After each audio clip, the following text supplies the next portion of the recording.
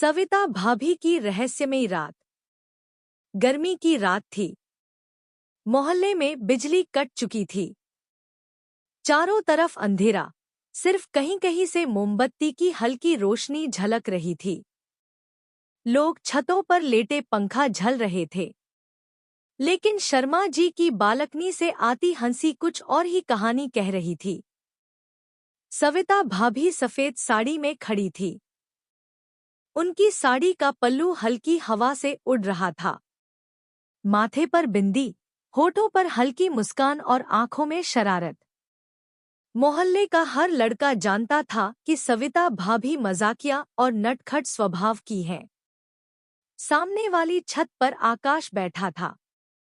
वह कॉलेज का लड़का, जो अक्सर चुपके चुपके भाभी को देखता था। उस रात भी उसकी नजरें भाभी से हट नहीं रही थी। भाभी ने जैसे ही आकाश की ओर देखा, वह झेंप गया। पर भाभी ने शरारती अंदाज में फुसफुसाकर कहा, इतनी दूर क्यों बैठे हो? अंधेरे में डर नहीं लगता? आकाश हकलाते हुए बोला, डर डर तो नहीं लगता, पर आपकी हंसी सुनकर दिल और तेज धड़कने लगता है। भाभी मुस्कराई और बोली, अच्छा, तो आओ, आज दिल की धड़कनें गिनते हैं। आकाश की धड़कन सचमुच तेज हो गई। बिजली अभी तक नहीं आई थी। पूरा मोहल्ला अंधेरे में था। धीरे धीरे वह भाभी के घर की ओर बढ़ा। दरवाजा खुला हुआ था। शायद भाभी उसी का इंतजार कर रही थी। अंदर मोमबत्ती जल रही थी। हल्की रोशनी में भाभी और भी रहस्यमयी लग रही थी। उनके चेहरे पर हल्की पसीने की बूंदें चमक रही थी। भाभी ने दरवाजा बंद किया और धीमे स्वर में बोली, अब बताओ, मुझे देखकर तुम्हें डर लगता है या नशा? आकाश ने धीमे स्वर में कहा, भाभी, आपसे नजरें हटती ही नहीं। भाभी हंस दी। वह आकाश के पास आई और मोमबत्ती की लौ को अपनी उंगलियों से ढक दिया। कमरे में गहरी परछाइयां भर गईं। उनकी आवाज फुसफुसाहट में बदल गई, अंधेरे में सब राज छिप जाते हैं। आकाश। आकाश ने पहली बार भाभी को इतने करीब से देखा। उनकी आंखें मानो कोई जादू कर रही थी। उसकी सांसें तेज हो गई।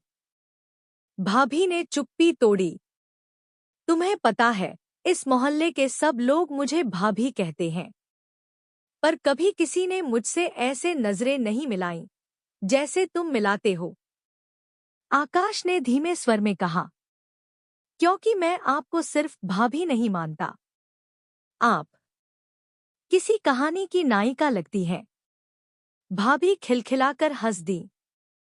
तो फिर इस कहानी का अगला हिस्सा क्या होगा? बाहर से हल्की हवा चली। मोमबत्ती की लौ हिलने लगी। कमरे में साया और भी गहरा हो गया। आकाश की धड़कनें अब बेकाबू थी। वह बस भाभी की आंखों में खोया था। भाभी ने उसकी कलाई पकड़ ली और फुसफुसाई, डरो मत, यह रात सिर्फ हमारी है। उनका स्पर्श मानो बिजली का झटका था। आकाश का गला सूख गया। भाभी ने धीरे से उसे कुर्सी पर बैठाया और उसके सामने खड़ी होकर कहने लगी, याद रखना, हर मजा सिर्फ हिम्मत वालों को मिलता है। आकाश ने पहली बार हिम्मत जुटाकर कहा, तो मुझे हिम्मत सिखाइए, भाभी। भाभी मुस्कराईं। उनकी आंखों में चमक थी। ठीक है, मगर याद रखना, इस राज को कभी किसी से कहना मत।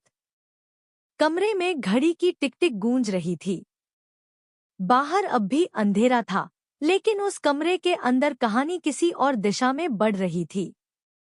सविता भाभी ने धीरे धीरे अपने बालों को सुलझाया और बोली, आकाश, जिंदगी में कभी कभी ऐसे पल आते हैं जब इंसान को बस बह जाना चाहिए। सोचने का वक्त बाद में आता है। आकाश बस उन्हें देखता रहा। वह समझ गया कि यह रात उसकी जिंदगी की सबसे यादगार रात बनने वाली है।